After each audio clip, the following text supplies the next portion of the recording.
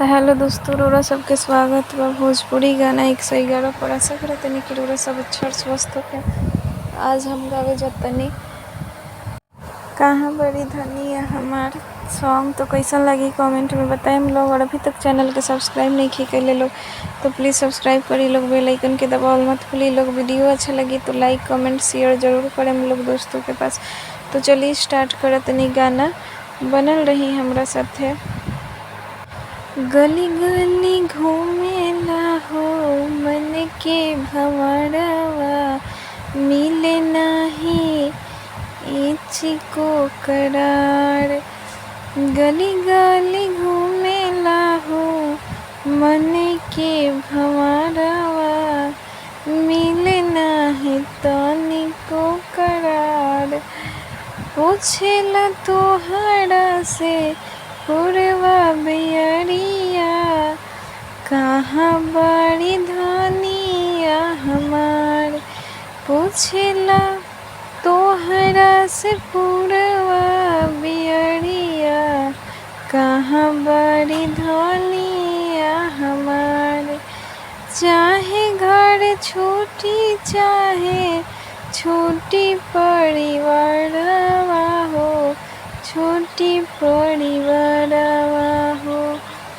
टूटी न प्रीतिया के डोरन हो राम, टूटी न प्रीतिया के डोरन हो राम। प्यारी के सूरतिया नहीं देखी जब नैनवा हो, नहीं देखी जब नैनवा हो।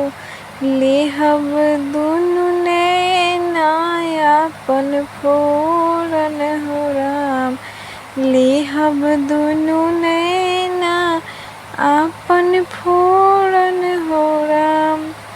रनिए के नावे बाटे हमारी उमरिया, जब से भइले बा नैना चार। रनिए के नामे बाटे हमारी उमरिया, जब से भइले बा नैना चार। पूछेला तोहरा से पुरवा बियरिया, कहाँ बड़ी धनिया हमार। पूछेला तोहरा से पुरवा बियरिया, कहाँ बड़ी धनिया हमार। दिलवा के दुखवा जाके केकरा से बताई हम हो, केकरा से बताई हो। प्यारी बिन बची ना परान हो रामा, प्यारी बिन बची ना परान हो रामा। समझ न बाते दिलवा कैसे समझे हो, कैसे समझे हो।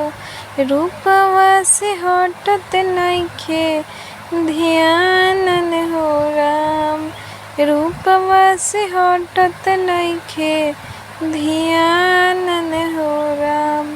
मन करे मर जाई खाई के जहरिया, सुन लागे उनका बिन संसार हो राम।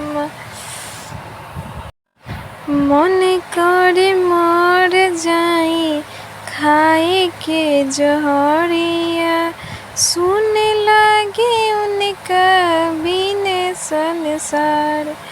पूछिले तोहरा से पुरवा बियरिया, कहाँ बड़ी धनिया हमार। पूछिले तोहरा से पुरवा बियरिया, कहाँ बड़ी धनिया हमार। तो ई रहल है दोस्तों सॉन्ग। कहाँ बड़ी धनिया हमार। तो कैसन लागल है कमेंट में बताइम लोग। और अभी तक चैनल के सब्सक्राइब नहीं की कैले लोग तो प्लीज़ सब्सक्राइब करे लोग, बेल आइकन के दबावल मत भूली लोग, ताकि जा भी गाना हम गाएं वो गाना रोड़ा लोग के पास पहुँच जाओ जल्द से जल्द। तो चैनल के सब्सक्राइब लाइक शेयर ज़रूर करें लोग दोस्तों के पास, ताकि वो लोग के गाना सुने के मौका मिले, सुन सके लोग अपन मन पसंदीदा गाना। तो आशा कर तनी रौरा लोग के पसंद आयल हुई गाना मिला तनी रौरा लोग से नेक्स्ट वीडियो में बनल रहे हम लोग हमरा साथे। तब तक खातिर जय श्री राम दोस्तों।